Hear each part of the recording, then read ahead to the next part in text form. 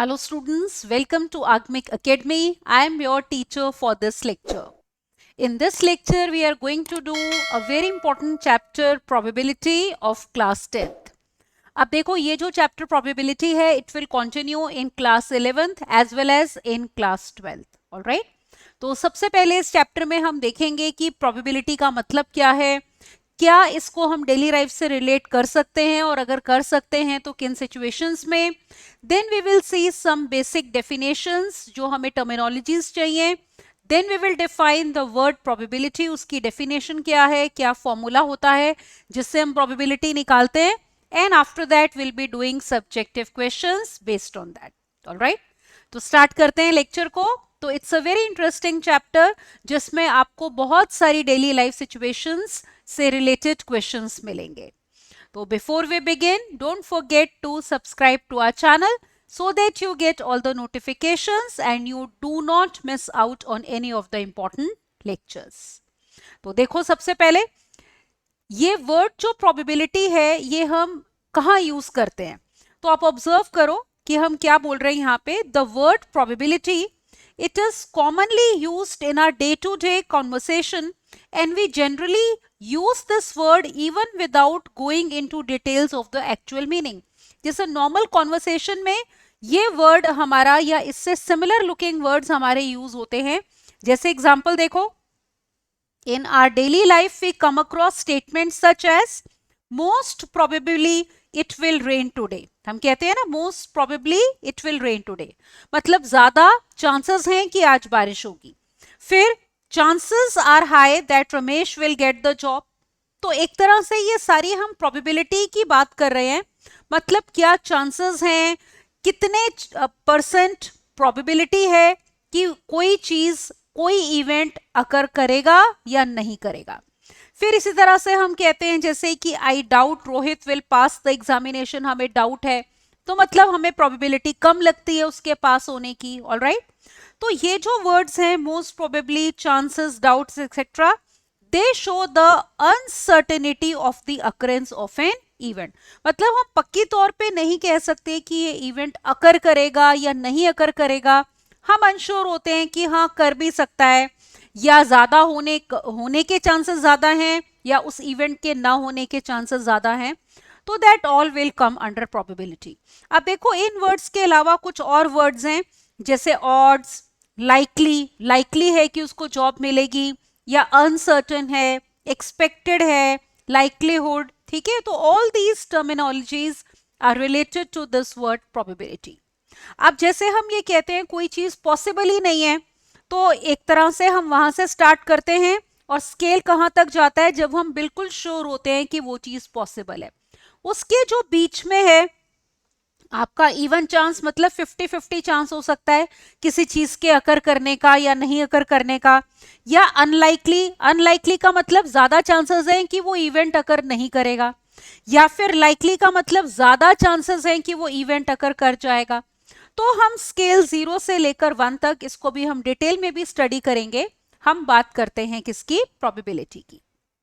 अब देखो आगे बढ़ते हैं और देखते हैं पहले कुछ examples of probability in daily life की कहां कहां ये यूज हो सकती है. जैसे अगर आप प्लेइंग कार्ड्स खेल रहे हो तो क्या प्रोबेबिलिटी है आपके पास एस आएगा, कोई पर्टिकुलर सूट आएगा, क्लब, डायमंड, स्पेड वगैरह, या आपके पास कोई जैक आएगा, क्वीन आएगा, किंग आएगा. तो ये ऑल कम्स अंडर प्रोबेबिलिटी. फिर इसी तरह से अगर आप डाइस फेंक रहे हो तो उस डाई के ऊपर आपके पास, आपको पता है उसमें क्यूब होता है, वो 6 फेसेस होते हैं, उनके ऊपर नंबर्स होते हैं 1 2 3 4 5 6. तो डाई फेंकने पे क्या आएगा, 1 आएगा, 2 आएगा, 3 आएगा, इवन नंबर आएगा, ऑड आएगा. तो that all will come under this. फिर इसी तरह से अगर आप मैच खेल रहे हो, क्या प्रोबेबिलिटी है कोई बैट्समैन कितने रन बनाएगा, या क्या प्रोबेबिलिटी है कोई टीम जीत जाएगी. Is it all right. तो ये सारी जो चांसेस की बातें होती हैं, या बेटिंग भी होती है, odds against a batsman scoring 100 या not, that all comes under probability. फिर आपने देखा होगा जैसे लॉटरी निकलती है, जैसे या तो आपके पास वो होती हैं टिकट्स होती हैं प्रॉपरली, या नंबर्स होते हैं, तो आपका नंबर आएगा या नहीं आएगा, क्या चांसेस हैं कि आपने जो नंबर चुना है वो उस लॉटरी में निकलेगा या नहीं निकलेगा. तो again we are talking about probability. और देखो जैसे कहाँ कहाँ बात करते हैं, जैसे वेदर फोरकास्ट है कि क्या चांसेस हैं कि आज आपके पास क्लाउडी होगा, या क्लाउडी होगा और रेन भी होएगी, या क्लाउड्स के साथ सनी होगा, या टोटली सनी होगा। तो this all will come under probability कि कितनी प्रोबेबिलिटी है बारिश होने की या मौसम के ठीक होने की। ऑलराइट, फिर इसी तरह से जैसे वोटिंग करते हैं, वहां भी प्रोबेबिलिटी यूज होती है कि किसी कैंडिडेट के क्या चांसेस हैं जीतने के, इजंट इट। जैसे अगर कोई पार्टी डिसाइड करती है कि हम इस कैंडिडेट को पार्टी में उतार रहे हैं, तो वो पहले सोचेंगे ना कि कितनी प्रोबेबिलिटी होगी इसके जीतने की। अगर उनको लगेगा वो जीत ही नहीं सकता तो उसको टिकट ही नहीं देंगे इलेक्शन लड़ने के लिए। तो इसमें भी सारी हमारी प्रोबेबिलिटी यूज होती है। फिर जैसे आप कसिनो में गेम्स वगैरह खेलते हो, इट इज ऑल प्रोबेबिलिटी कि आपने ये स्पिन किया कि बॉल किस नंबर पे आएगी, तो उस बात की प्रोबेबिलिटी कि कितने जोर से आप स्पिन कर रहे हो, आपने बॉल पहले कहाँ रखी थी, ठीक है, बाद में कहाँ आ रही है, तो that all will come under probability. फिर इसी तरह से देखो जो इंश्योरेंस कंपनीज होती हैं, वो जब आपको कवर देती हैं इंश्योरेंस का, तो उसके बदले में आपसे प्रीमियम लेती हैं। तो वो भी बहुत सारी चीजों के ऊपर डिपेंड करता है कि क्या प्रोबेबिलिटी है कि आपका एक्सीडेंट हो सकता है, या घर में आग लग सकती है, ठीक है, या फिर चोरी हो सकती है, या फ्लड आ सकते हैं, ठीक है, या आपका कोई एक्सीडेंट हो के आप गिर सकते हो। तो that all comes under probability, जिसके बेसिस पे डिसाइड किया जाता है एज ग्रुप के हिसाब से भी कि कितना उस बंदे को प्रीमियम पे करना चाहिए, so that insurance risk is covered. ठीक है, और आप भी जब अपना इंश्योरेंस कराते हो, आप देखते हो कि कितनी प्रोबेबिलिटी है हमारे पास या हमारे साथ कोई मिसहैप होने की, accordingly we take the plan. Alright, तो ये सारी इतनी सारी हमारी डेली लाइफ में बातें हैं जिनमें हम प्रोबेबिलिटी यूज करते हैं, तो इसको करना जरूरी है। ऑलराइट, तो देखो सबसे पहले हम करेंगे terms related to the probability. तो प्रोबेबिलिटी एक्चुअल में जो डेफिनेशन है वो हम बाद में देंगे, उससे पहले हमें कुछ टर्म्स करने की जरूरत है। सबसे पहले हम बात कर रहे हैं एक्सपेरिमेंट की। अब देखो एक एक्सपेरिमेंट्स वो होते हैं जो आप लैब्स वगैरह में कंडक्ट करते हो, जिसमें आपको पता होता है जैसे केमिस्ट्री में ये वाला सॉल्ट इसके साथ मिक्स होगा तो ये मिक्सचर बनेगा। तो देखो दो टाइप के एक्सपेरिमेंट्स होते हैं। एक्सपेरिमेंट का मतलब वैसे ये है कि an operation which can produce some well defined outcomes. अब एक होता है हमारा एक्सपेरिमेंट डिटर्मिनिस्टिक एक्सपेरिमेंट। इसका मतलब यह है कि वो कोई फिक्स्ड बात डिटर्मिन करता है, मतलब हमें आउटकम नोन होता है। जैसे मैंने एग्जांपल दिया, आप केमिस्ट्री लैब में अगर दो सॉल्ट्स मिक्स कर रहे हो तो आपको पता है कि क्या केमिकल रिएक्शन होने वाला है। तो in our day to day life we perform many activities which have a fixed outcome. तो आउटकम हमारा फिक्स होता है और result no matter any number of times they are repeated. मतलब कितनी बार भी करें, अगर आप दो सॉल्ट मिक्स कर रहे हो तो रिएक्शन हर बार ही वही होगा ना। ऐसा तो नहीं है आपने दो पर्टिकुलर सॉल्ट ए और बी मिक्स किए तो इस बारी मिक्सचर कुछ और बन रहा है, अगली बारी कुछ और बनेगा, हर बारी सेम ही आएगा। तो उसका आउटकम फिक्स है and every time you will get the same result. तो these are known as deterministic experiments, alright, जिनमें आउटकम हमारा फिक्स होता है। एक और एग्जांपल देखो, जैसे एक्सपेरिमेंट जो हमने केमिस्ट्री लैब का दिया, उसके अलावा from the set of triangles in a plane. मान लो आपके पास एक सेट है of all the triangles in a plane, तो अगर कोई भी ट्राइंगल चूज करोगे तो even without knowing the three angles we can definitely say that sum of measures of the angle is 180 degree. आप इनमें से किसी भी टाइप का कोई भी ट्राइंगल ले लो, हम एंगल मेजर भी ना करें तो हमें आउटकम पता है कि अगर हम तीन एंगल्स किसी भी ट्राइंगल के, all right, if you measure any all the three angles of any triangle, तो हर बारी तीनों एंगल्स का सम कितना होगा, 180 डिग्री होगा। तो ये हो गया डिटर्मिनिस्टिक एक्सपेरिमेंट। इस चैप्टर में हम डिटर्मिनिस्टिक एक्सपेरिमेंट्स की बात नहीं करेंगे। हम किन की बात करेंगे, अब देखो दूसरे टाइप के एक्सपेरिमेंट्स जो होते हैं जिनको हम कहते हैं random experiments. We are interested in these, क्योंकि ये कौन से एक्सपेरिमेंट्स होते हैं। देखो, an experiment which when repeated under identical conditions, मतलब सेम कंडीशन में आप एक्सपेरिमेंट रिपीट कर रहे हो, they do not produce the same outcome every time। तो हर बारी सेम आउटकम नहीं होता। बिल्कुल मान लो आपने कोई कॉइन टॉस किया, आप उसी टाइम दोबारा टॉस करते हो तो जरूरी नहीं है जो फर्स्ट आउटकम में आपका हेड या टेल में से कुछ आया था वही सेकेंड में दोबारा आए। तो आउटकम हमें पता होते हैं कि इनमें से आएंगे, पर एग्जैक्ट क्या आएगा that we do not know. All right. तो every time outcomes in a trial is one of the several possible outcomes. जैसे हमें पता है कॉइन फेंक रहे हैं तो हेड या टेल आएगा, पर एग्जैक्टली क्या आएगा ये नहीं पता होता. तो such an experiment is called as a random experiment. तो वही हम एक तरह से कह रहे हैं कि वो एक्सपेरिमेंट जिसमें आउटकम्स कैनॉट बी प्रिडिक्टेड और determined in advance is called a random experiment. तो हम बिल्कुल भी प्रिडिक्ट नहीं कर सकते कि हमारा इस एक्सपेरिमेंट का आउटकम क्या आने वाला है. तो वही हमने एग्जांपल लिया है, देखो कि if we toss a coin then one is not sure if a head or tail will be obtained, so it is a random experiment. तो आपने कॉइन टॉस किया है, either you will get tail or you will get head. पक्की तौर पे कोई भी कभी भी ये नहीं कह पाएगा जब आप कॉइन टॉस करते हो कि हाँ इस बार तो हेड ही आएगा. Is it all right? Probability होगी, आप गेस कर सकते हो, बट श्योरली आप कुछ नहीं कह सकते. All right? तो we will be dealing with random experiments in this chapter, क्योंकि हम बात प्रोबेबिलिटी की कर रहे हैं. आप देखो इसमें एक टर्म लेते हैं ट्रायल. ट्रायल का मतलब होता है परफॉर्मिंग ऑफ एन एक्सपेरिमेंट. जैसे आपने कॉइन फेंका एक बारी, वो एक ट्रायल है. आपने एक ही कॉइन को 4 बार फेंका तो आपने कितने ट्रायल्स किए? 4 ट्रायल्स किए. Is it all right? तो performing of an experiment is called as a trial. For example, tossing of coin या die फेंकते हैं तो that will be considered as a trial. फिर इसमें एक बहुत ही इंपॉर्टेंट डेफिनेशन आती है जो कि है सैंपल स्पेस. सैंपल स्पेस देखो क्या होता है. अगर आप कोई रैंडम एक्सपेरिमेंट कर रहे हो, अब देखो अब जब मैं वर्ड यूज करूंगी रैंडम एक्सपेरिमेंट तो आपको पता है कि रैंडम एक्सपेरिमेंट का मतलब क्या है ना, कि जिसके आउटकम्स हम प्रिडिक्ट नहीं कर सकते कि एग्जैक्टली क्या आएगा. पॉसिबल आउटकम्स हमें पता होते हैं. ठीक है. तो कोई भी टर्म जब हम कोई यूज करते हैं या पढ़ते हैं तो हमें उसकी बिल्कुल क्लैरिटी होनी चाहिए. तो now we are clear about random experiment. तो it is the set of all possible outcomes. Sample space क्या होता है? देखो, set of all possible outcomes. तो उसको हम यूजुअली कैपिटल एस से डिनोट करते हैं. अब देखो, मान लो एग्जांपल लेते हैं. फॉर एग्जांपल हमने एक्सपेरिमेंट लिया है किसका? Tossing of one coin. अब आप एक बार कॉइन फेंकते हो तो या हेड आएगा या टेल आएगा. तो पॉसिबल आउटकम्स क्या हैं? हेड या टेल. तो सैंपल स्पेस को कैपिटल एस से डिनोट करेंगे. आपको पता है सेट लिख रहे हैं तो कर्ली ब्रैकेट्स में हमेशा लिखना होता है, और जो आउटकम्स हैं वो लिखो सेपरेटेड बाय कॉमास. ऑलराइट. तो टॉसिंग ऑफ कॉइन की सैंपल स्पेस हो गई H, T. H for head, T for tails. Right. तो ये हमारा हेड है और ये क्या है? टेल है.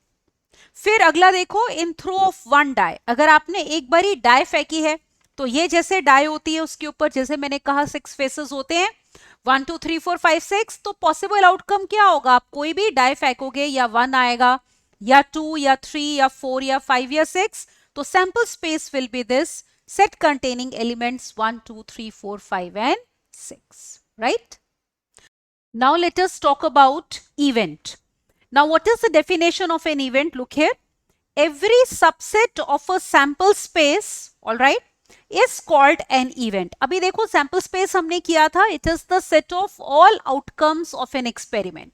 तो उसका अगर आप कोई भी subset लेते हो that will be called as an event. तो event क्या होता है? Subset of sample space. तो अगर S sample space है और E से हम denote कर रहे हैं event को, तो ये देखो E will be a subset of S. Alright. अब जैसे एग्जांपल से समझते हैं इसको.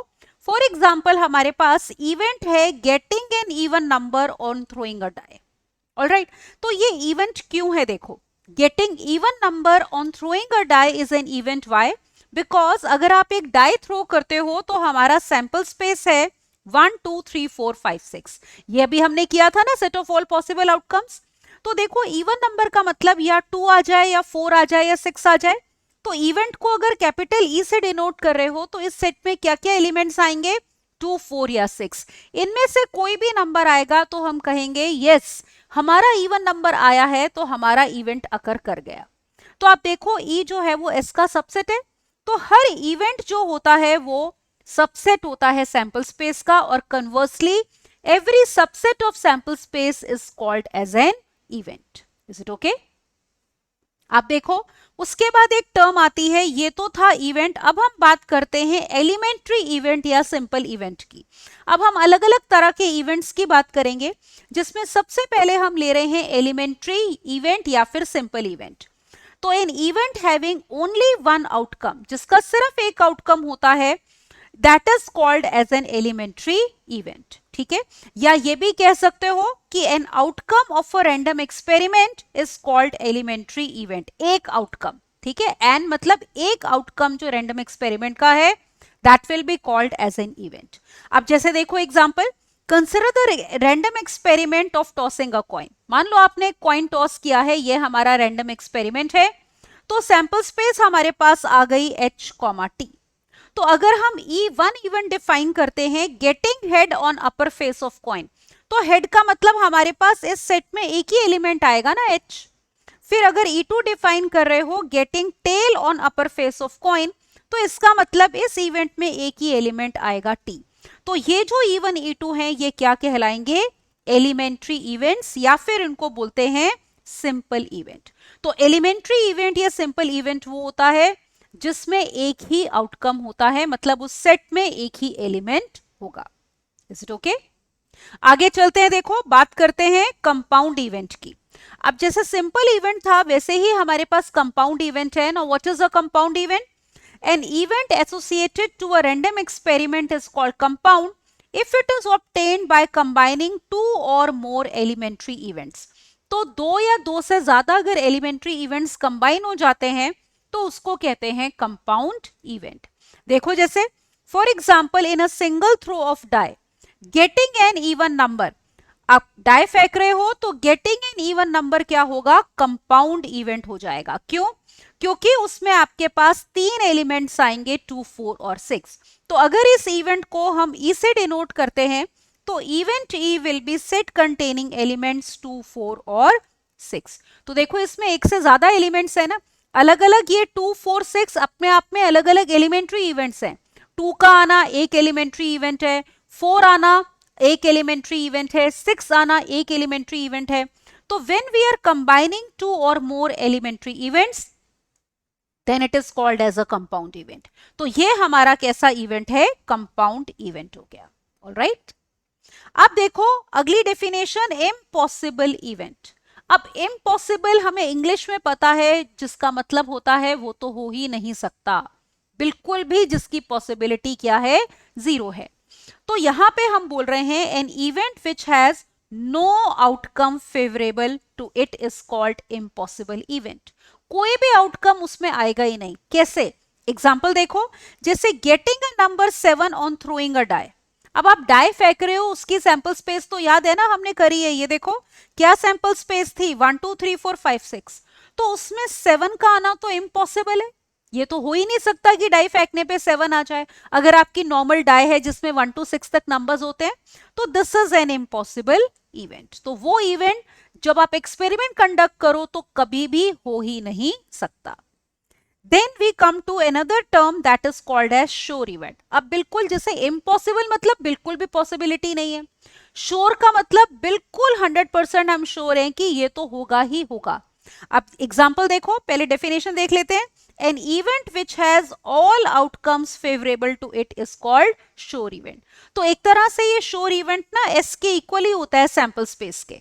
जैसे एग्जाम्पल देखो, when a coin is tossed, getting head or tail is a sure event. तो हेड या टेल मतलब ये आ गया, और ये खुद सैंपल स्पेस ही है।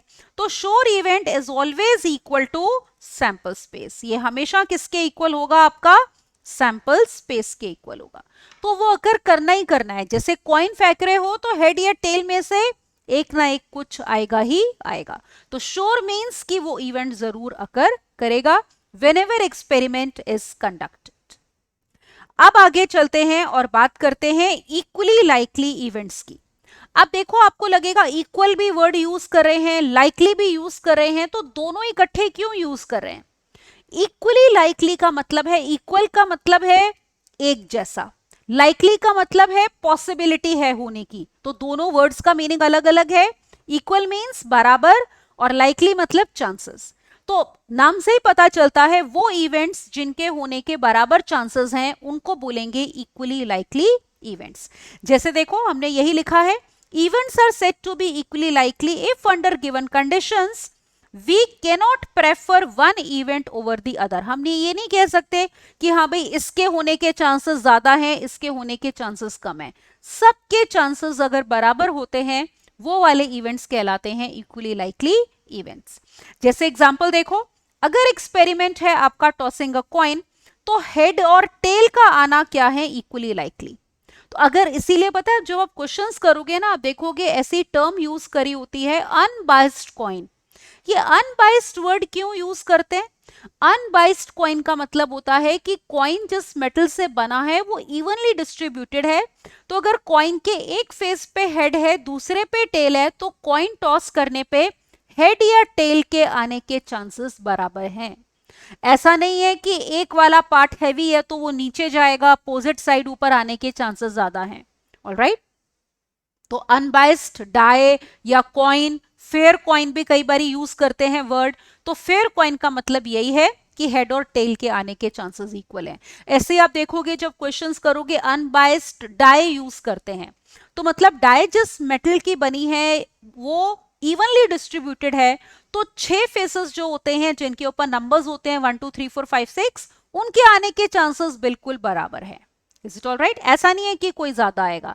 देखो कहते हैं, if you have seen Mahabharat, तो आपको याद होगा उसमें जैसे शकुनी मामा होते हैं, उसके साथ कौरव और पांडव मिलके अपना चौपड़ की गेम खेलते हैं, इजंट इट? तो कौरवों के साथ होते हैं शकुनी मामा। तो कहा जाता है कि वो उनके पास पहले उनको पासे बोला करते थे, डाय का दूसरा वर्जन है वो।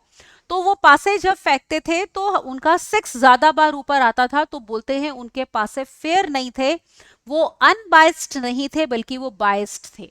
मतलब इस टाइप के मटेरियल के बने थे कि जब फेंकते हैं तो 6 के आने के चांसेस ज्यादा ऊपर हैं, कहा जाता है ऐसा। ऑल राइट, तो आई होप आपको मतलब क्लियर हो गया कि जब हम कहें फेयर कॉइन या अनबाइस्ड डाई, इसका मतलब हर इवेंट जो उसके ऊपर एलिमेंट्री इवेंट है उसमें उसके आने के चांसेस बराबर हैं, मतलब all are equally likely events. तो ये टर्म इस वजह से इंपॉर्टेंट है।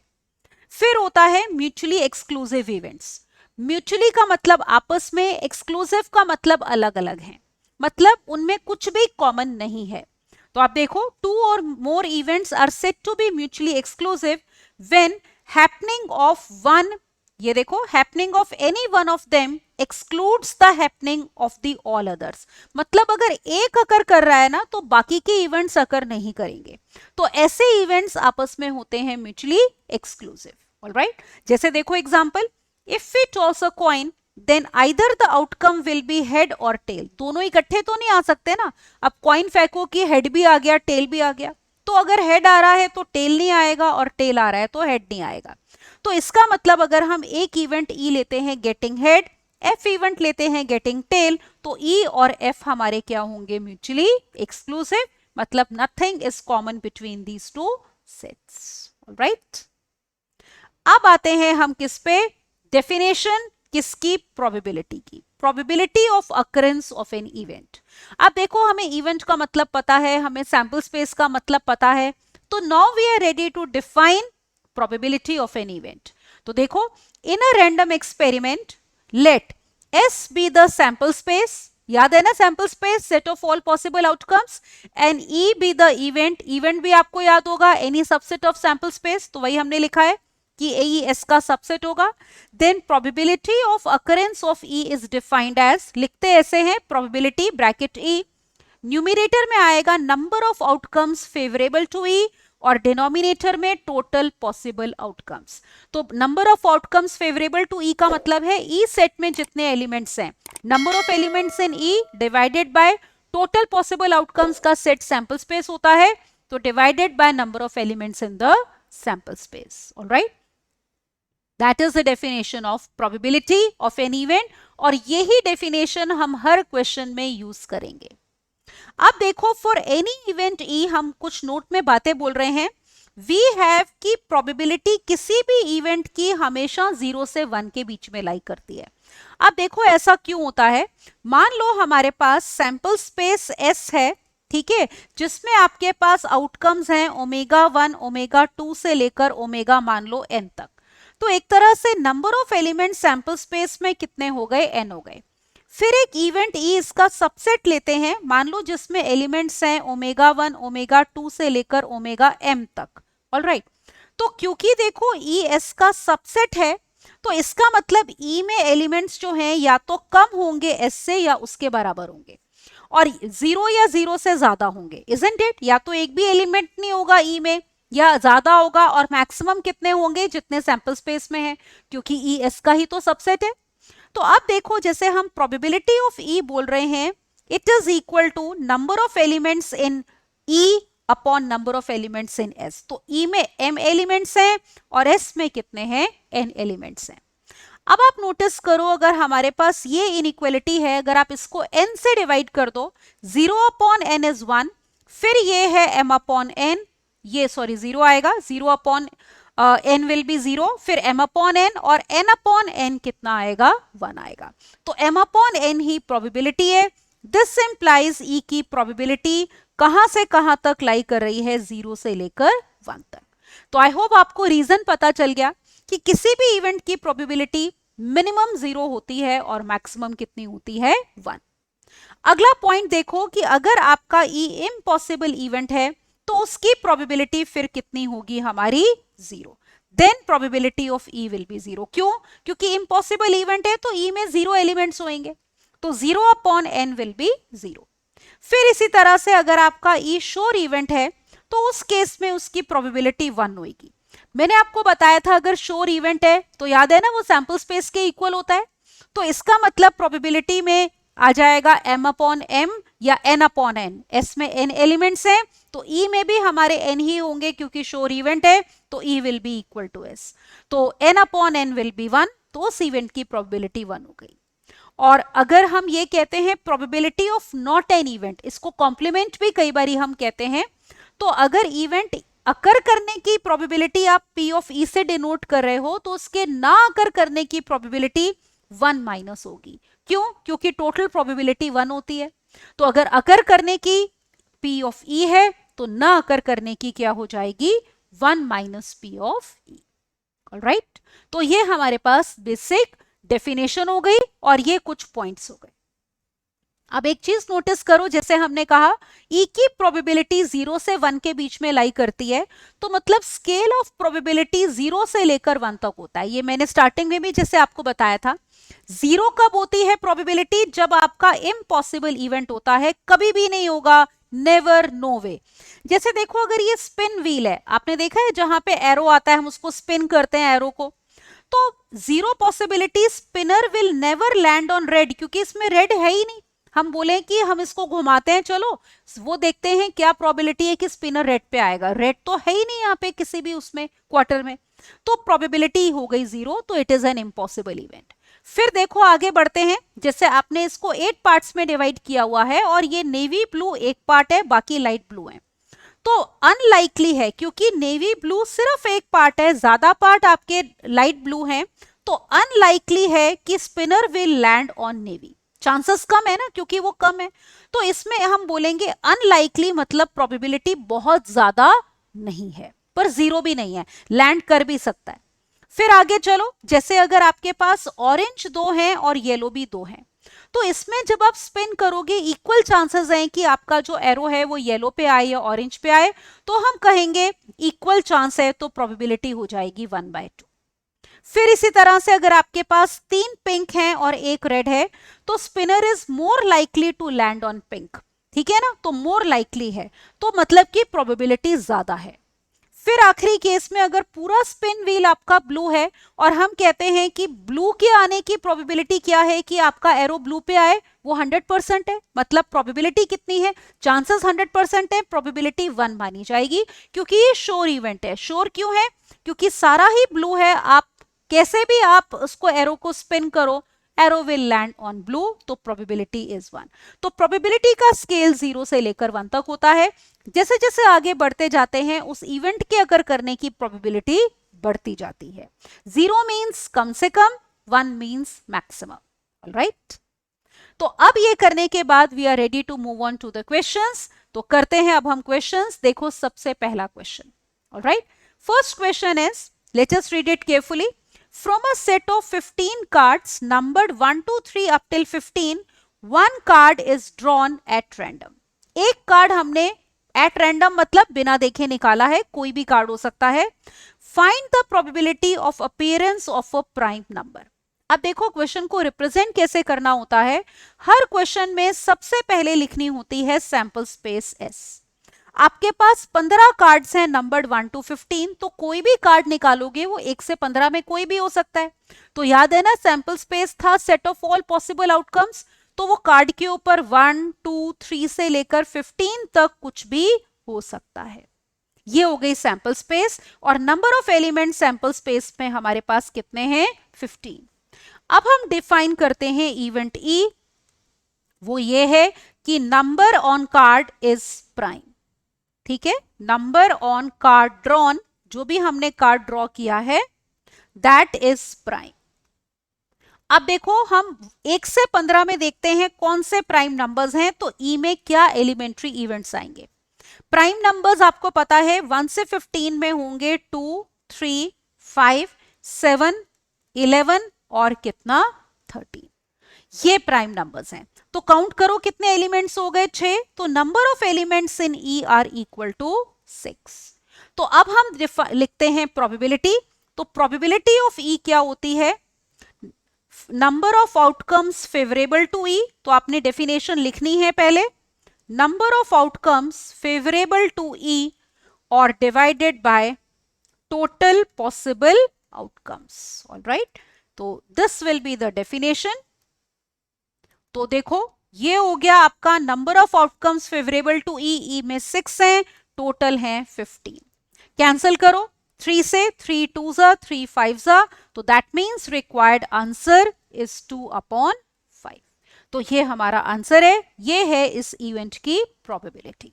ऑलराइट, तो that is how you are suppose to represent your answer. Subjective paper होगा, तो अगर आपने मतलब कि आंसर को प्रॉपरली रिप्रेजेंट करना होगा तो इस तरह से करना है.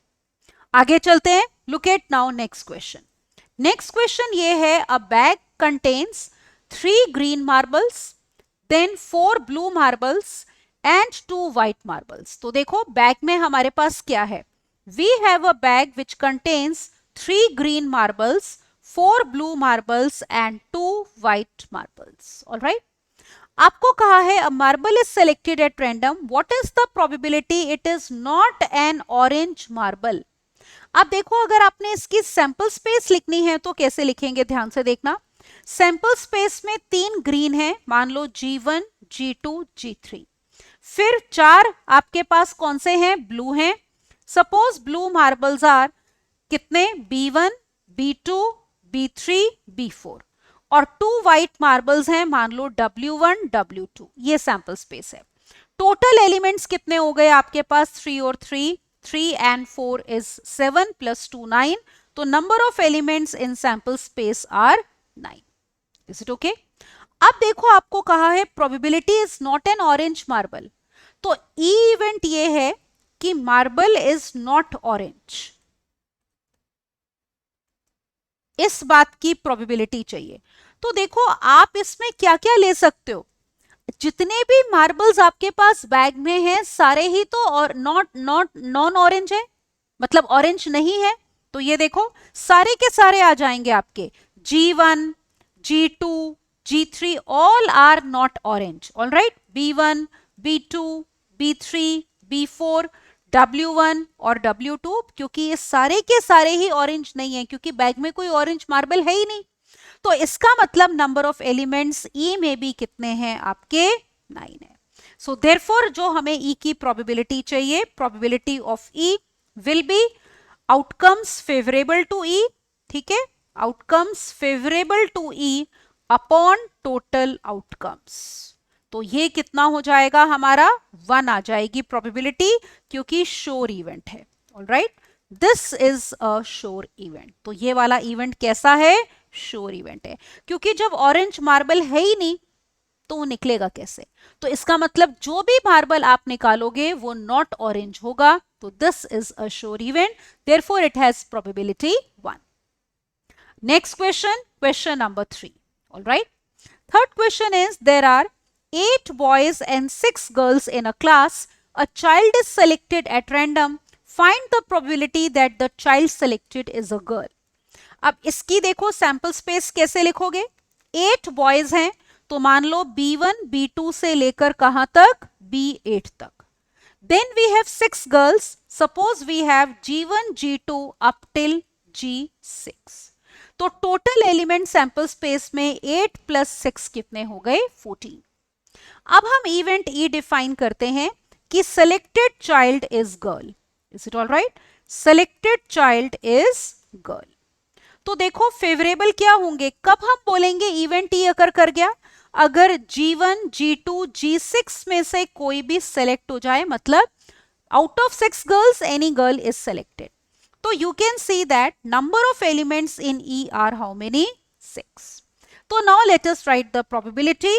Probability of E will be outcomes favorable to E divided by total outcomes. All right. So outcomes favorable to E divided by total outcomes. So this will be equal to 6 upon 14. तो cancel कर दो 3 से 2 से. 2 3 6, 2 7 14. तो 3/7 is the required answer. तो required probability कितनी है? 3/7. Alright, let's move on to the next question. देखते हैं ये वाला क्वेश्चन हमें कैसे करना है. Now question number 4 is 2 unbiased coins. अब देखो वर्ड आ गया ना अनबायस्ड. अनबायस्ड का मतलब कॉइन पे हेड या टेल आने के इक्वल चांसेस हैं, तो मतलब हेड या टेल का आना इक्वली लाइकली है. तो 2 unbiased coins are tossed simultaneously, मतलब 2 कॉइन्स हमने इकट्ठे फेंके हैं. What is the probability of getting at most 1 head? At most का मतलब ज्यादा से ज्यादा एक हेड आना चाहिए. तो सबसे पहले तो इसका सैंपल स्पेस लेते हैं.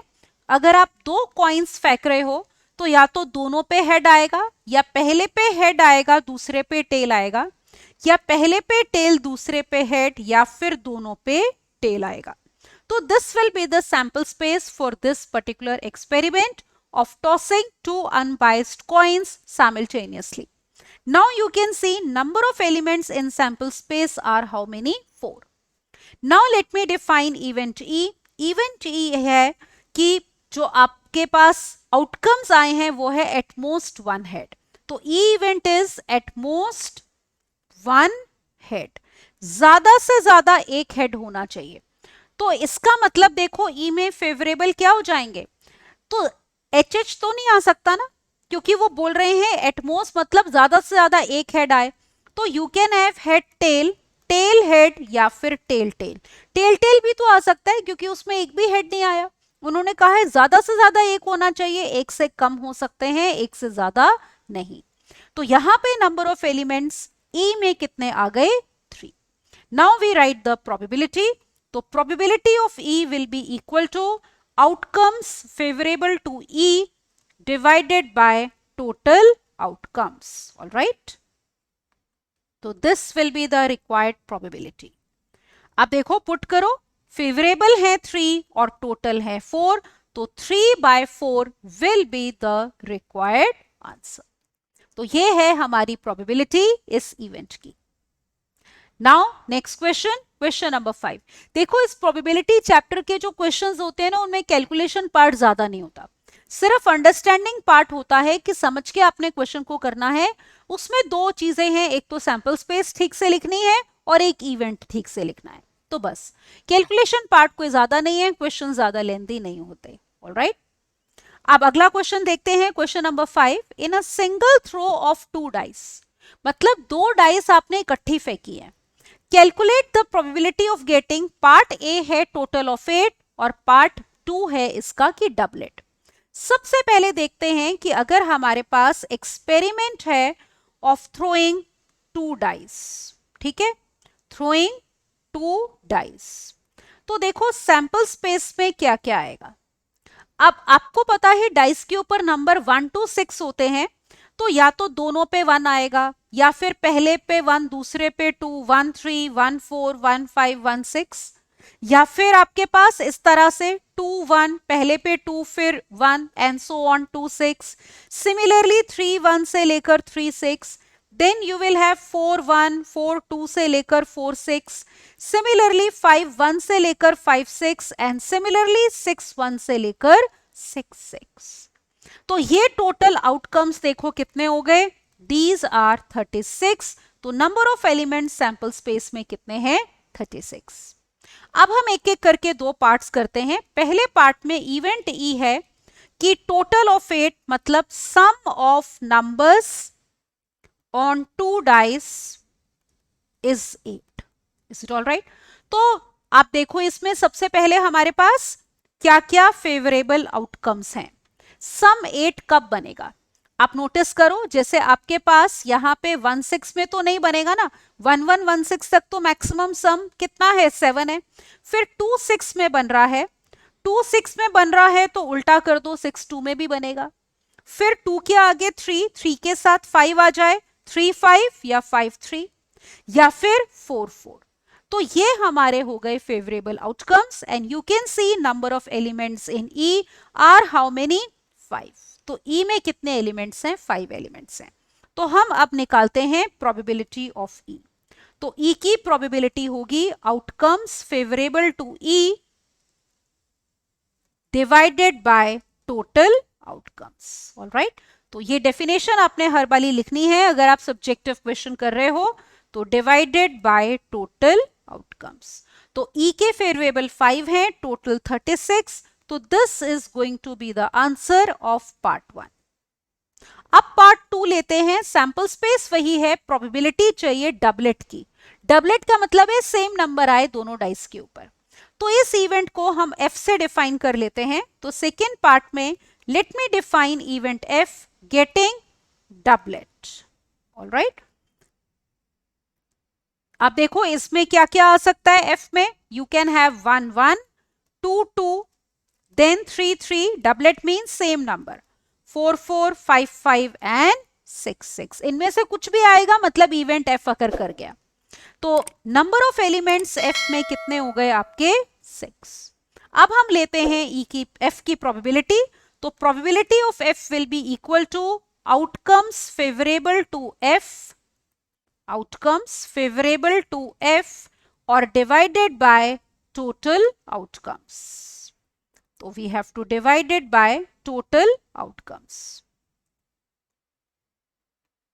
अब देखो टोटल आउटकम सैंपल स्पेस वही है ना, 36 होंगे जब आप दो डाइस फेंक रहे हो. Favourable are 6, total are 36. तो कैंसिल कर दो, 6 1 6. तो ये 36. तो इसका मतलब सेकेंड पार्ट में आंसर कितना है, 1/6. तो सेकेंड इवेंट जो था गेटिंग अ डबलेट, उसकी प्रोबेबिलिटी आई है हमारी 1/6. तो ये था question number 5. Let's move on to the next one. आप देखो 6 क्वेश्चन, इसके 4 पार्ट्स हैं. दिया क्या है, 3 अनबायस्ड कॉइन्स आर टॉस्ड. अब फिर से अनबायस्ड मतलब हेड या tail are equally likely to occur. तो सबसे पहले इसकी सैंपल स्पेस लिखते हैं. देखो अगर आपके पास 3 अनबायस्ड कॉइन्स आर टॉस्ड, ये हमारा एक्सपेरिमेंट है. Is it all right? तो देखो क्या क्या हमारे पास आउटकम्स पॉसिबल है. कॉइन के ऊपर या हेड आता है या टेल आता है, तो हो सकता है तीनों हेड हो जाएं या फिर 2 हेड हो और 1 टेल हो. अब देखो 2 हेड 1 टेल हैं तो जरूरी नहीं है ना कि टेल लास्ट वाले में आएगा. टेल आपका मिडिल वाले में भी आ सकता है या टेल फर्स्ट में भी आ सकता है. फिर you can have 1 head and 2 tails. तो एक हेड जरूरी नहीं है पहले आए, वो मिडिल में भी आ सकता है और वो एंड में भी आ सकता है. या फिर ये आउटकम हो सकता है कि तीनों कॉइन्स के ऊपर क्या आ जाए, टेल आ जाए. तो ये देखो 1 2 3 4 5 6 7 8. तो number of element sample space में कितने हैं, 8 है. अब हम ये इवेंट्स लेते हैं और उनको डिफाइन करते हैं और उनकी प्रोबेबिलिटी निकालते हैं. सबसे पहला पार्ट यहां पे देखो, मान लो इवेंट ई है एग्जैक्टली 2 हेड्स. ठीक है, E1 E2 से डिनोट कर लेते हैं. E1 इवेंट ले लो एग्जैक्टली 2 हेड्स. तो अगर एग्जैक्टली देखो 2 हेड्स हैं तो E1 में आपके पास क्या आएगा, 2 हेड्स देखो कहां पे हैं, यहां पे, इसमें और इसमें. तो फेवरेबल हो गए H H T, H T H और टी एच एच। तो this implies number of elements in event E1 are 3। तो अब इसकी प्रोबेबिलिटी, तो probability of E1 will be equal to outcomes favorable to E1, all right, and divided by total outcomes, right? ये तो देखो outcomes favourable to E1 कितने हैं, 3 हैं, और टोटल आउटकम सैंपल स्पेस में कितने थे, 8। तो पार्ट ए का, पार्ट 1 का आंसर आया है 3/8। अब सेकेंड पार्ट में आपको चाहिए probability head and tail alternatively. तो हम इसका सेकेंड पार्ट अब कर रहे हैं। ये देखो सेकेंड पार्ट में E2 इवेंट डिफाइन कर लो, हेड एंड टेल ऑल्टरनेटली।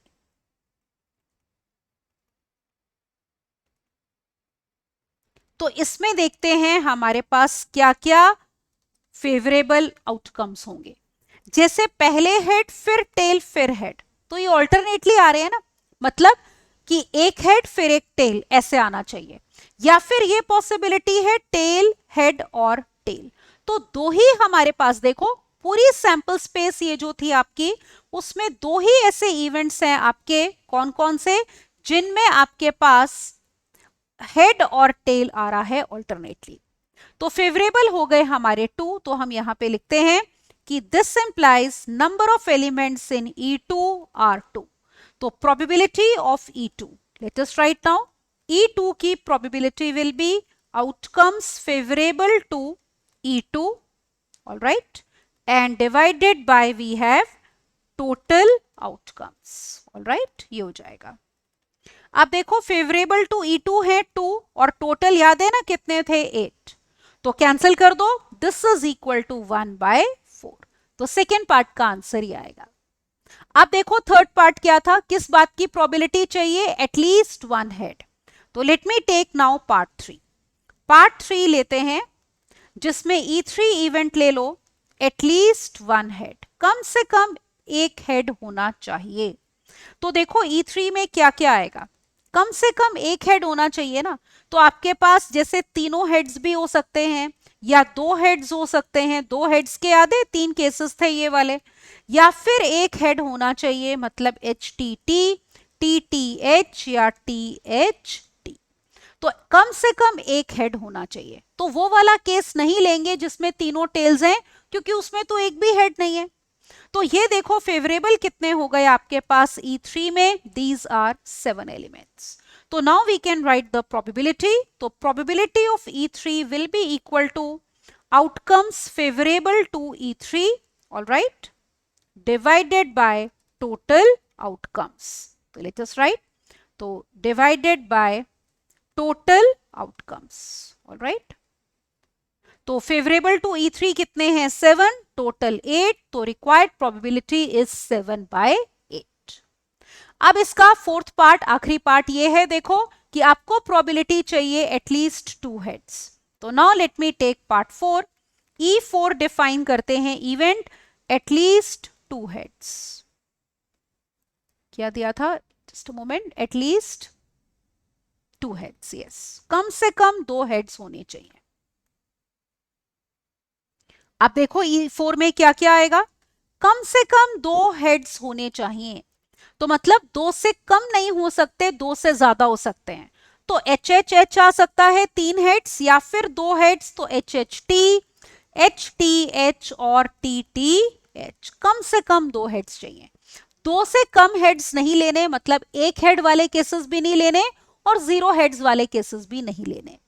तो आप नोटिस करो नंबर ऑफ एलिमेंट्स E4 में कितने हैं, 4 हैं। तो प्रोबेबिलिटी लेते हैं, probability of E4 will be equal to outcomes favourable to E4 and divided by total outcomes, all right.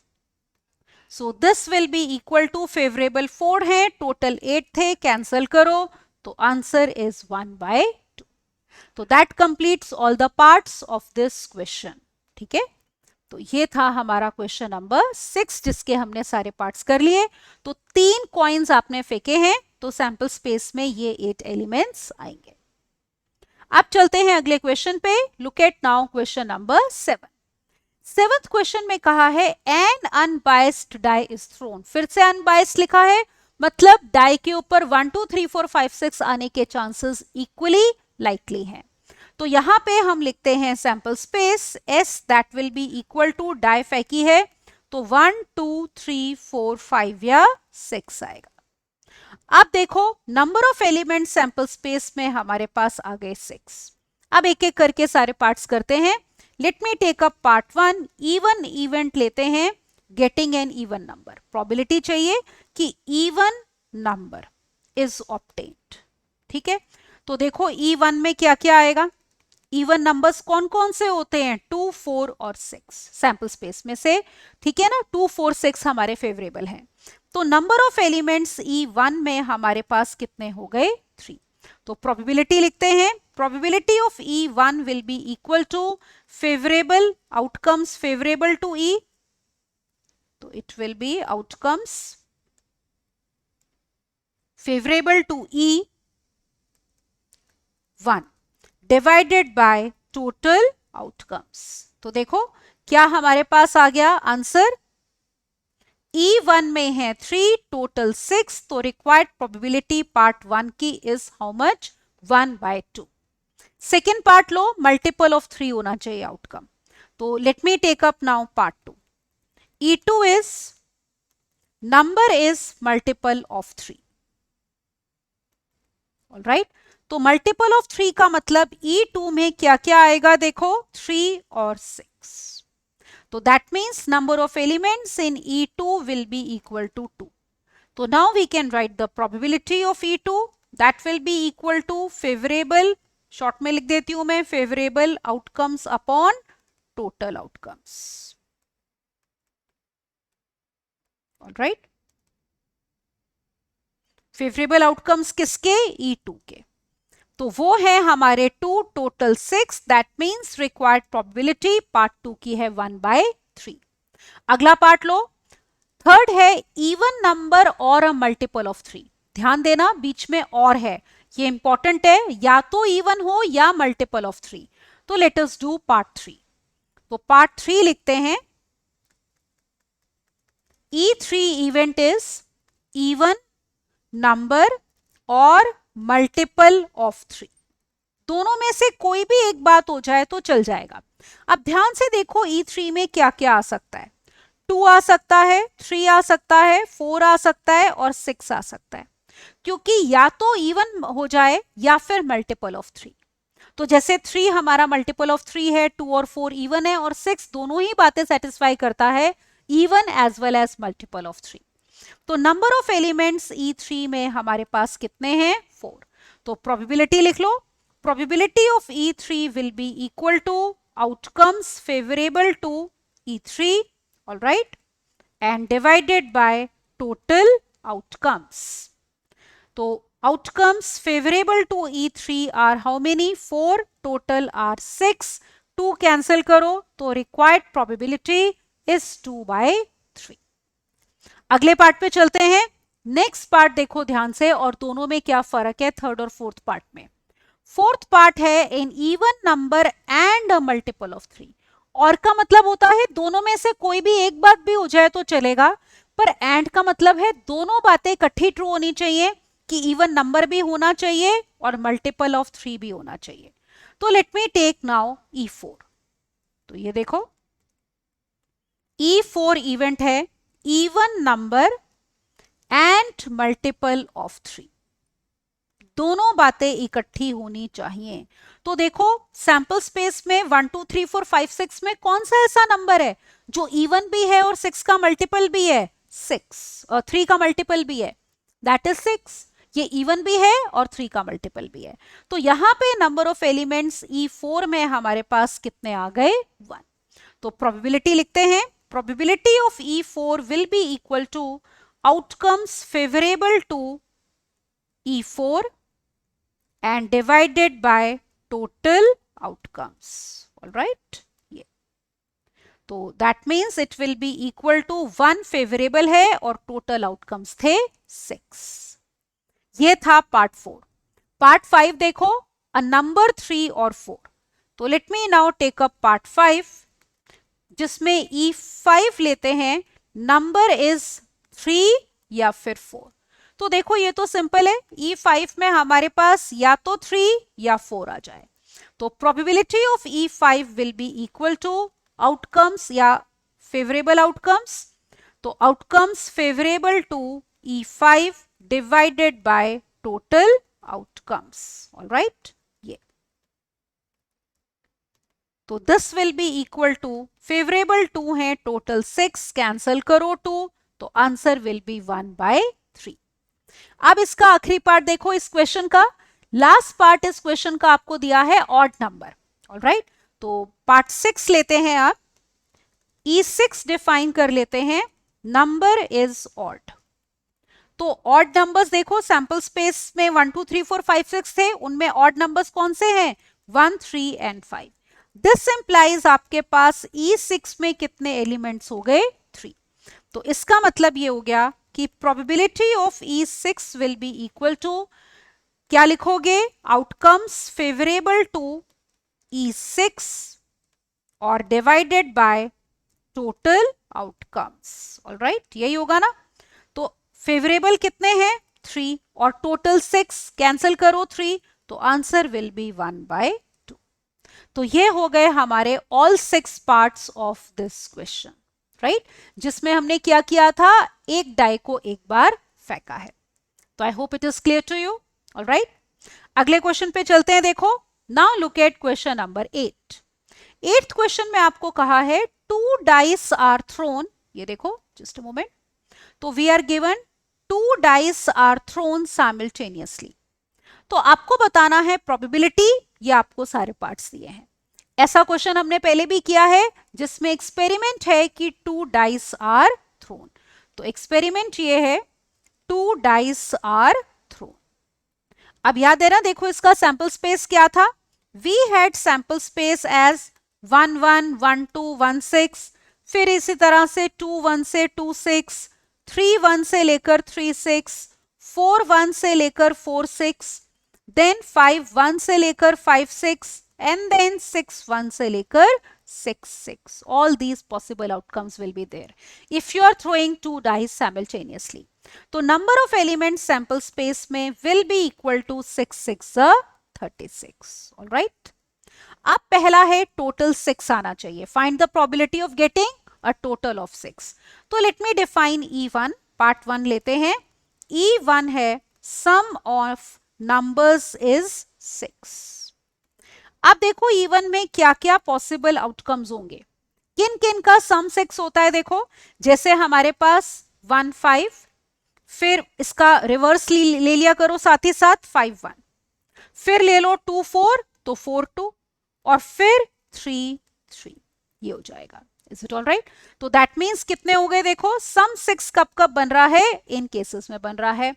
तो that means number of elements E1 में हमारे पास कितने हैं? 5 हो गए. टोटल हमारे पास 6 इन केसेस में बनेगा. तो प्रोबेबिलिटी लेते हैं. Probability of E1, this will be equal to outcomes favourable to E, right, and divided by total outcomes. तो फेवरेबल टू E हमारे पास है 5 और टोटल है 36. तो पहले पार्ट का हमारा आंसर आएगा 5/36. ऑलराइट, कि टोटल हमें क्या चाहिए था? 6 चाहिए था नंबर्स के ऊपर. अब देखो इसका second part. Let us see how we are suppose to do part 2. So the second part of the question is, let's see, we have to find the probability that sum is a prime number. तो 2 dice are thrown, sample space हमने लिखी है. अब हमें इस बात की probability चाहिए कि दो नंबर्स का जो सम है वो है प्राइम नंबर. तो let us do now second part.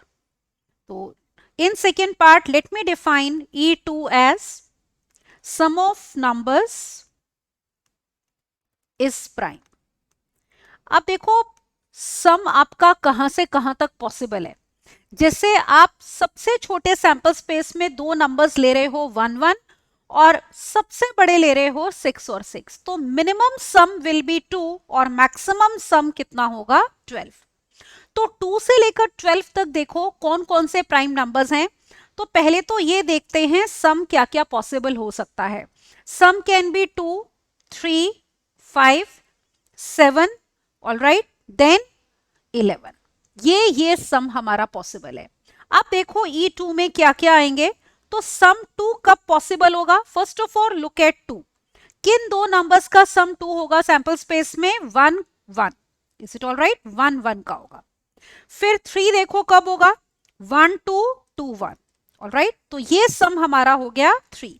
सम 5 चाहिए उसके बाद, तो 5 कब होगा? देखो 1, 4, देन 2, 3, 3, 2, देन 4, 1। ये हो गए हमारे केसेस जिनमें दो नंबर्स का सम क्या बन रहा है? 5। फिर 7 कब बनेगा? लेट अस सी। 1, 6, 2, 5, 3, 4, 4, 3, 5, 2, 6, 1। ऑलराइट, इन नंबर्स का सम कितना है? 7। फिर लास्ट में 11 सम कब बनेगा? When you have 5, 6, 6, 5। तो ये हमारे पास आएंगे फेवरेबल आउटकम्स। देखो कितने हैं ये, लेट अस काउंट। तो number of elements in we are going to take E2। तो काउंट कर लो, देखो कितने हैं? 1, 2, 3, 4, 5, 6, 7, 8, 9, 10, 11, 12, 13, 14 and 15. So E2 has 15 elements. Now let us write the probability. So probability of E2 will be equal to outcomes favorable to E, all right, E2, and divided by we have total outcomes, all right. तो दो dice फेंकी हैं, total outcomes हमारे पास कितने थे? 36। सो 15 upon 36। Cancel करो, 3 5s are 15 और ये 12, that means required probability is 5/12। तो ये हो गया हमारा पार्ट 2 का आंसर, जिसमें कहा था sum of two numbers on the dice is prime. Alright, अब देखते हैं पार्ट 3। पार्ट 3 ये है जिसमें आपको कहा है find the probability of getting total of at least 8। Total दो नंबर्स का कम से कम 8 बनना चाहिए। Now look at part 3। Alright, so for part 3 late us define E3। E3 हमारा इवेंट है सम ऑफ नंबर्स इज एटलीस्ट 8। कम से कम 8 होना चाहिए सम। तो देखो सम क्या क्या पॉसिबल है? 8, 9, 10, 11 और 12। मैक्सिमम डाइस के ऊपर दो नंबर्स का सम कितना होता है? 12 होता है। तो सम इज एटलीस्ट 8। अब हम E3 में फेवरेबल एलिमेंट्स लिखते हैं। देखो सम 8 देखो कब कब बनेगा? जब आपके पास होगा 2, 6, 6, 2, देन 3, 5, 5, 3 एंड देन 4, 4। फिर सम 9 कब बनेगा? When you have how much? 6, 3, 3, 6, 4, 5, 5, 4। Sum 10 कब बनेगा? When you have 6, 4, 4, 6, 5, 5। Is it okay? फिर सम 11 कब बनेगा? When you have 6, 5, 5, 6। और सम 12 कब बनेगा? When we have 6, 6। तो let us count how many are these? 1, 2, 3, 4, 5, 6, 7, 8, 9, 10, 11, 12, 13, 14 and 15. All right. So we have number of elements in E3 equal to again 15. तो probability लिखते हैं। तो probability of E3 will be equal to outcomes favorable to E3 and divided by total outcomes. All right. तो divided by we have total outcomes. तो favourable to E3 में हमारे outcomes आए हैं 15, total 36। Again cancel out, 3 5s are 15, 12। तो third part का answer भी कितना है? 5/12। अब देखो इसका आखिरी पार्ट, पार्ट 4, उसमें क्या बोला है हमें? Sum probability of getting a multiple of 3 as the sum. जो सम है वो 3 का मल्टीपल होना चाहिए। Now let us do part 4 of this question. तो लुक एट पार्ट 4 नाउ। हम E4 इवेंट डिफाइन करते हैं कि sum of numbers is multiple of 3। तो अब देखो सम क्या क्या पॉसिबल है? इट कैन बी 3, 6, 9 और 12। तो E4 में हम फेवरेबल आउटकम्स लेते हैं। सम 3 कब बनेगा, 1 2 हो या 2 1 हो जाए। सम 6 कब बनेगा, देखो यू हैव 1 5 5 1, देन 2 4 4 2 या फिर 3 3। फिर सम 9 कब बनेगा, व्हेन यू हैव 6 3 3 6 4 5 या फिर 5 4। और सम 12 बनेगा when you have 6 6। Let us count 1 2 3 4 5 6 7 8 9 10 11 12। तो that means number of elements E4 में हमारे पास कितने हो गए, 12। Now we write the probability. Probability of E4 will be outcomes favorable to E4, all right, divided by total outcomes। ये हो जाएगा। तो आउटकम्स फेवरेबल टू E4 हैं 12, टोटल वर 36, तो कैंसिल करो। 12 1s are 12, 12 3s are 36। That means required probability is 1/3। So I hope all the parts are clear. तो इसमें 2 dice फेंक रहे थे, तो जितने भी पार्ट्स थे they were based on sum of the 2 numbers obtained on the pair of dice, alright. ये था हमारा क्वेश्चन नंबर 8। अगले क्वेश्चन पे मूव करते हैं। Now look at question number 9.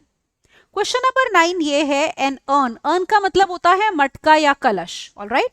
It contains 9 red, 7 white and 4 black balls. देखो क्या क्या given है, let me write.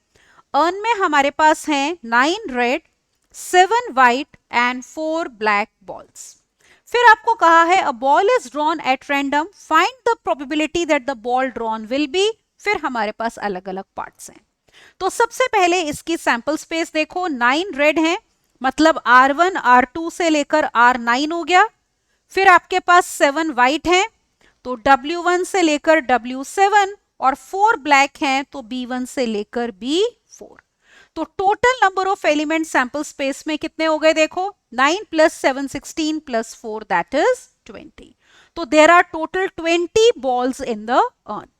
अब हम लेते हैं पार्ट 1, जिसमें E1 इवन डिफाइन करते हैं।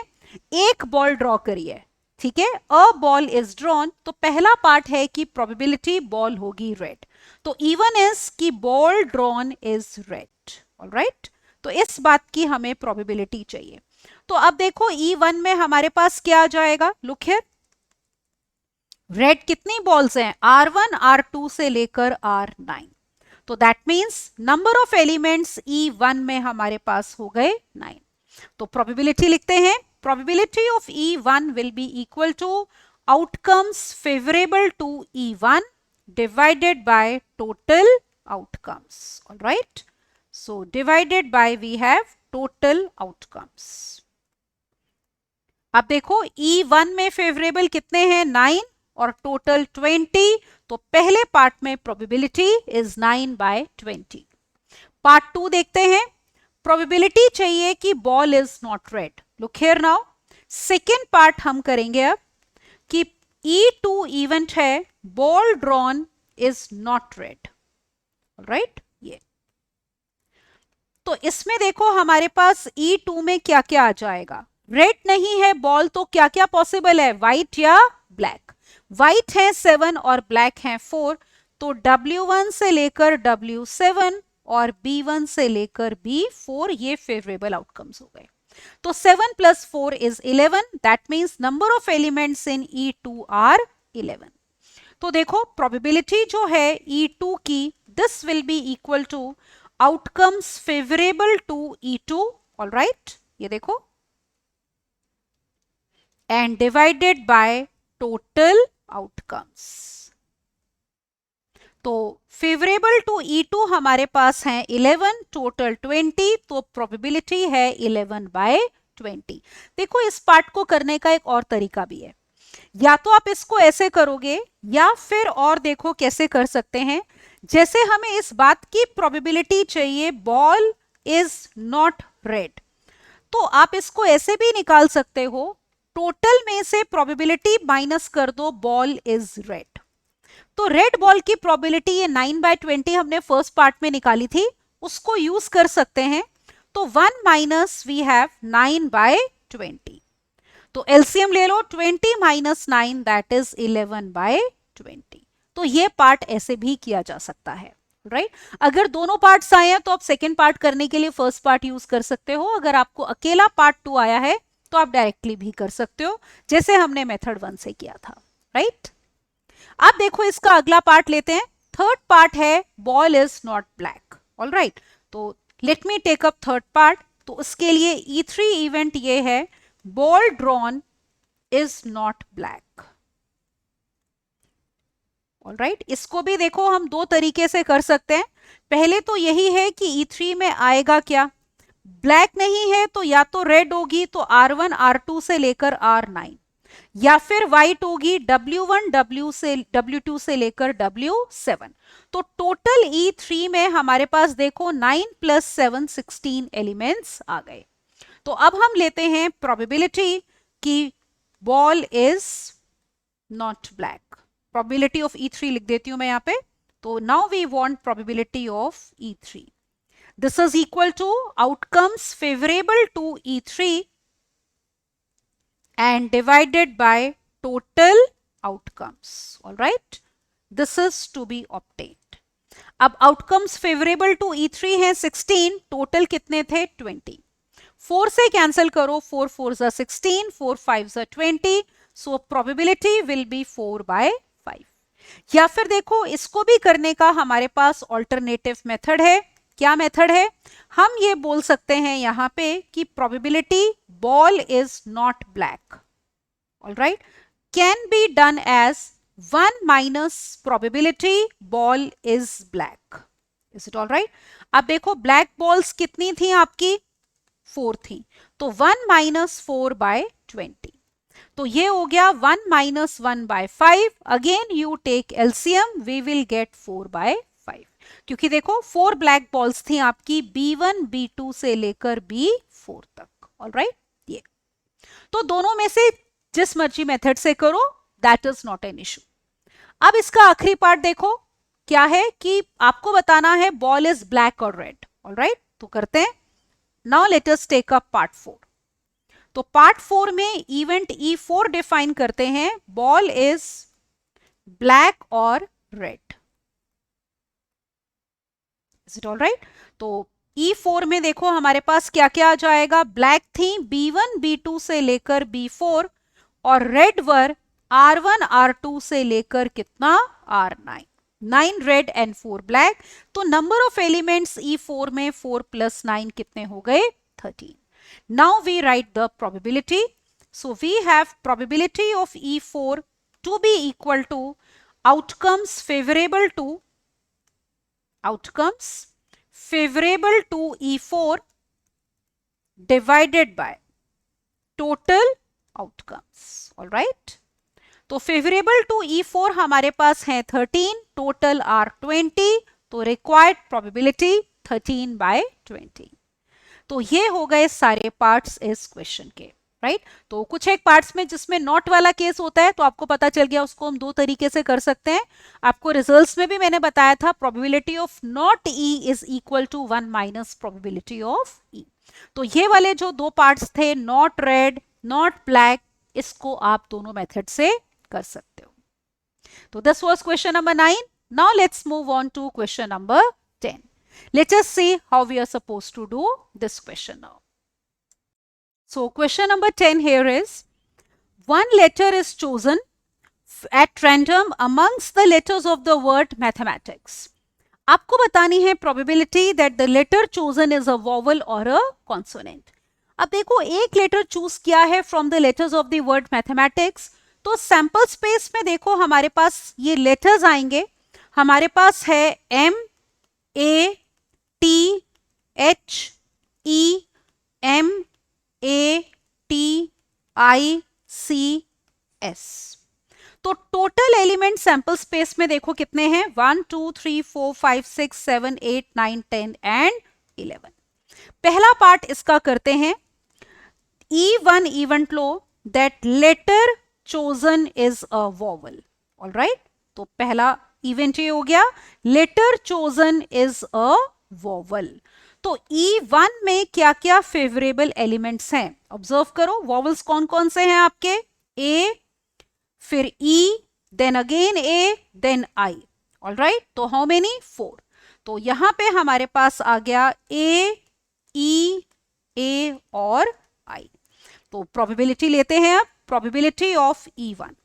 So again, definition, probability of E1 will be outcomes favorable to E1, all right, and divided by total outcomes. Total outcomes. तो फेवरेबल आर हाउ मेनी, देखो number of elements E1 में है हमारे पास 4. तो this will be equal to 4 upon 11. That is the probability of event E1. अब देखो दूसरा पार्ट करते हैं कि प्रोबेबिलिटी की letter chosen is a consonant. तो लेट अस डिफाइन E2 की letter chosen is a consonant. All right, ये अब देखो कॉन्सोनेंट क्या होते हैं? जो वॉवल्स नहीं होते. तो इसको भी हम दो तरीके से कर सकेंगे. पहला तो यही है कि आप E2 में लिस्ट आउट करो कौन कौन से, देखो अब कॉन्सोनेंट्स हैं जो रिमेनिंग हैं. That is M, T, H, M, T, C और S. ये हमने वॉवल्स छोड़ दिए जो हाईलाइट किए हुए थे. जो बचे हुए हैं वो सारे कॉन्सोनेंट्स हैं. These are how many? 7. तो नंबर ऑफ एलिमेंट्स E2 में कितने हैं? 7. तो अब प्रोबेबिलिटी लिखते हैं. देखो probability of E2. So probability of E2 will be outcomes favourable to E2, all right, and divided by we have total outcomes. तो either you will do part 2 like this, तो this will be 7 upon 11. या फिर देखो ऐसे भी कर सकते हो इसको कि प्रोबेबिलिटी ऑफ E2, ठीक है ना, कि letter chosen is a consonant, will be 1 minus probability letter is not consonant. All right. तो अब अगर कॉन्सोनेंट नहीं है तो वो क्या होगा? वॉवल होगा. तो it is 1 minus probability that letter is vowel. तो ये हम पार्ट 1 में निकाल चुके हैं. क्या प्रोबेबिलिटी आई थी? 4/11. तो ये हो गया 1 minus 4/11, that is 7/11. Again you will get the same answer. तो इस पार्ट को भी, सेकेंड पार्ट को you can do both ways. Independently भी कर सकते हो और you can do it by using part 1. Because if a letter is not consonant then it will be vowel, and if it is not a vowel then it will be a consonant. Right. तो ये दोनों events क्या हैं? Mutually exclusive हैं. Right. दोनों इकट्ठे नहीं ना कर सकते. कोई भी आप एक लेटर चूज करोगे तो वॉवल और कॉन्सोनेंट दोनों नहीं हो सकते. अब आगे चलते हैं क्वेश्चन नंबर 11 पे. Question number 11 is a box contains 20 balls bearing numbers 1, 2, 3 up till 20. A ball is drawn at random from the box. What is the probability that the number on the ball is? फिर हमारे पास अलग अलग parts हैं. सबसे पहले लिखेंगे sample space. तो आपके पास 20 बॉल्स हैं नंबर्ड 1 to 20. तो 1, 2, 3 up till 20. Therefore, number of elements sample space में हमारे पास हैं 20. तो a ball is drawn. तो यहां पे पार्ट 1 लेते हैं.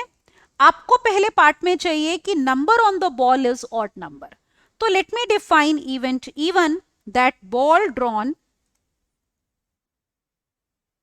Is even numbered. अब देखो 1 से 20 में कौन से नंबर्स हमारे इवन हैं? 2, 4, 6 से लेकर कहां तक? 20 तक. तो 1 से 20 में 20 नंबर्स है ना, half are odd half are even. तो ये कितने नंबर्स हो गए E1 में? 10. Is it all right? तो प्रोबेबिलिटी लिखते हैं. Now let us write probability of E1. So probability of E1 will be outcomes favourable to E1, all right, and divided by total outcomes. All right. तो ये देखो favourable to E1 है 10 और total outcomes थे 20. तो cancel कर दो. 10 1s are 10, 10 2s are 20. तो रिक्वायर्ड आंसर पार्ट 1 का है 1/2. सेकेंड पार्ट है कि नंबर इज डिविजिबल बाय 2 और 3. तो let us write now second part. तो इवेंट E2 डिफाइन करते हैं हम कि नंबर इज डिविजिबल बाय 2 या फिर 3। अब देखो सैंपल स्पेस में आपके पास 1 से 20 तक नंबर्स हैं, तो आप देखो कौन से नंबर्स हैं जो 2 या 3 से डिविजिबल हैं।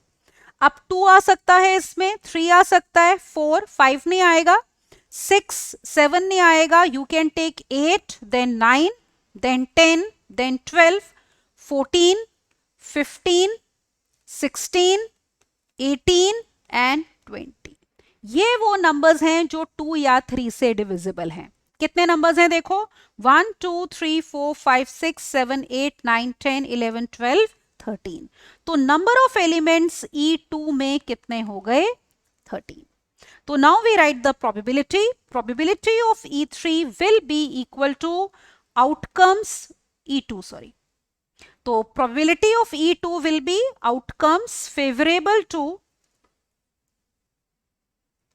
E2 और डिनोमिनेटर में यस टोटल आउटकम्स, ऑलराइट। तो denominator will be total outcomes.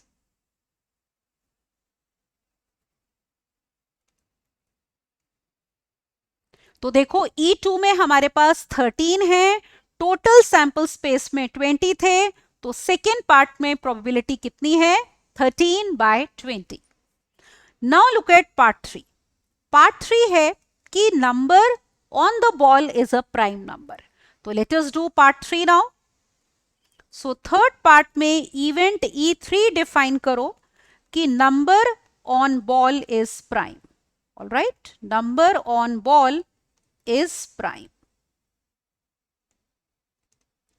अब देखो 1 से 20 में हमारे पास कौन से प्राइम नंबर्स हैं, चेक करते हैं। तो E3 में क्या क्या आएगा, prime numbers are 2 3 5 7 11 13 17 and 19। Count करो कितने हैं, 1 2 3 4 5 6 7 8। तो that means number of elements E3 में कितने हो गए, 8 हो गए। Now we write the probability. So we have probability of E3 to be equal to outcomes favorable to E3, all right, or divided by total outcomes, all right, ये हो जाएगा। तो E3 में हमारे पास 8 हैं, टोटल 20 थे, कैंसिल करो, 4 2 8, 4 5 20। तो इसका मतलब इस पार्ट में आंसर हमारा आया है 2/5। That is the answer, all right. अब इसका लास्ट पार्ट क्या था देखो, let us see. Number is not divisible by 10। जो बॉल के ऊपर नंबर है वो नॉट डिविजिबल बाय 10 है। तो let me do part 4। E4 event define करते हैं, number on ball is not divisible by 10। Is it all right. Again not आ गया ना, तो देखो इस क्वेश्चन को हम दो तरीके से कर सकते हैं। पहला तो यही हो जाएगा, हम नंबर्स लिख लें जो 10 से डिविजिबल नहीं है, 1 से 20 तक के। कौन से होंगे, 1 2 3 4 5 6 7 8 9, देन 11 12 13 14 15 16 17 18 एंड 19। ये नंबर्स हैं जो 10 से डिविजिबल नहीं है, और ये कितने नंबर्स हैं आपके, 18। तो या तो आप प्रोबेबिलिटी अब ऐसे लिखो, probability of E4 will be equal to outcomes favorable to E4, all right, and divided by total outcomes, okay। तो outcomes favorable हैं हमारे 18 और total हैं 20। कैंसिल करो, this will be 2 9s, 2 से करोगे 10, तो आंसर आ गया 9/10। या फिर देखो इस क्वेश्चन को ऐसे कर सकते हो, कैसे कि probability that number on ball is not divisible by 10, alright. तो नॉट है ना, तो आप नॉट ई की प्रोबेबिलिटी याद है ना, 1 माइनस प्रोबेबिलिटी ऑफ ई। तो 1 minus probability number is divisible by 10। तो 10 से डिविजिबल वाले दो ही नंबर्स हैं हमारे 10 और 20। तो ये हो गया 1 माइनस फेवरेबल 2 और टोटल कितना 20. तो it is 1 minus 1 by 10. Take LCM. तो again answer will be 9 by 10. तो again this part can be done both ways. Alright, चाहो तो आप सारे फेवरेबल एलिमेंट्स लिस्ट आउट कर दो, या फिर हम क्या कर सकते हैं यहाँ पे कि टोटल में से 1 में से वो वाली प्रोबेबिलिटी माइनस कर दो, नॉट ई की. तो this was question number 11. I hope all the parts are clear to you. Now look at one last question, question number 12. Question number 12 हमारा ये है, a number x is selected from the numbers 1 to 3 and a second number y is randomly selected from the numbers 1, 4, 9. इसका मतलब देखो, x जो है वो ये वैल्यूज ले सकता है 1, 2, 3 और y वैल्यूज ले सकता है 1, 4, 9. What is the probability that product xy of the two numbers will be less than 9? अब सबसे पहले तो देखो प्रोडक्ट क्या बनेगा, x इंटू वाई. क्या क्या पॉसिबल है, जैसे आप इन नंबर्स को इनसे मल्टीप्लाई करोगे, x 1 है तो y 1, 4 या 9 होगा, तो इट विल बी 1 इंटू 1 या फिर 1 इंटू 4 या 1 इंटू 9 या 2 इंटू 1, 2 इंटू 4, 2 इंटू 9, और the product can be 3 into 1, 3 into 4, 3 into 9. तो ये जो प्रोडक्ट है नंबर्स का, ये ही हमारी सैंपल स्पेस होगी. तो सैंपल स्पेस में देखो क्या क्या आ गया, क्या क्या प्रोडक्ट्स आ गया, मल्टीप्लाई कर लो. 1, 4, 9, 2, 8, 18, 3, 12 एंड 27. ये देखो कितने एलिमेंट्स हैं हमारे. These are 1, 2, 3, 4, 5, 6, 7, 8 and 9. तो that means number of elements sample space में हो गए 9. Alright, एक्सपेरिमेंट एक तरह से क्या है, प्रोडक्ट निकालना. अब प्रोबेबिलिटी किस बात की चाहिए कि प्रोडक्ट इज लेस देन 9. तो हम इवेंट ई यहां पे डिफाइन करते हैं कि product x y is less than 9. Is it all right? तो देखो कौन कौन से फेवरेबल एलिमेंट्स आएंगे ई में. लेस देन 9 प्रोडक्ट कौन कौन सा है, 1, 4, 2, 8, 3, दैट्स इट. तो इसका मतलब फेवरेबल हो गए हमारे 1, 4, 2, 8 एंड 3. कितने एलिमेंट्स हैं, 5. तो therefore number of elements in E are equal to 5. Now we write the probability. So probability of E will be equal to outcomes favorable to E, all right, and divided by total outcomes, all right. ये हो जाएगा. तो E के favourable में कितने हैं, 5, और total थे हमारे सैंपल स्पेस में 9. तो रिक्वायर्ड प्रोबेबिलिटी इज 5 by 9. तो यही निकालना था इसमें, ऑल राइट, कि नंबर इस x आपको दिया है 1 to 3 कोई भी वैल्यू ले सकता है, y can take any one value from 1, 4, 9, और प्रोडक्ट एक्स वाई आपने बनाना था. फिर प्रोबेबिलिटी इस बात की कि product is less than 9. I hope आपको ये क्वेश्चन क्लियर हो गया, right? So as you have seen in this lecture we have first of all defined probability क्या होती है. उसके लिए हमने बेसिक बहुत सारा पार्ट किया जिसमें अलग अलग डेफिनेशंस करी, प्रोबेबिलिटी का यूज कहाँ होता है, कैसे टर्म प्रोबेबिलिटी हमारे पास आई है, क्या क्या वर्ड्स होते हैं जो उससे रिलेटेड हैं. देन डेफिनेशन के बाद हमने किए उसके ऊपर बेस्ड क्वेश्चंस. तो आपने देखा क्वेश्चन में, हर क्वेश्चन में एक ही डेफिनेशन यूज होती है प्रोबेबिलिटी की, कि probability of any event E is number of outcomes favourable to E और divided by total possible outcomes. बस आपने, जैसे मैंने कहा, दो बातें इंपॉर्टेंट होती हैं. एक तो आप सैंपल स्पेस ठीक से बनाओ, और जो उसके कॉरेस्पॉन्डिंग इवेंट है वो आपने ठीक से लिखना है. तो otherwise questions are not lengthy. Calculation part तो ऑलमोस्ट नेग्लिजिबल होता है इसमें, सिर्फ कुछ ऊपर नीचे कॉमन फैक्टर कैंसिल हो रहा है तो that's it. Otherwise there are no calculation parts. Alright, it's all about understanding, and to do a question on probability doesn't take much time, right? So keep practicing, and in the next lecture we will do different types of questions on probability. We will talk about playing cards. उसके जो questions होते हैं कि आपके पास suits में से कौन से cards निकालने हैं and some other different types. तो वो questions हम अगले lecture में probability के continue करेंगे. इस lecture में इतना ही. Keep enjoying the benefits of our courses, and for that, don't forget to subscribe to our channel, right? Thank you and bye-bye.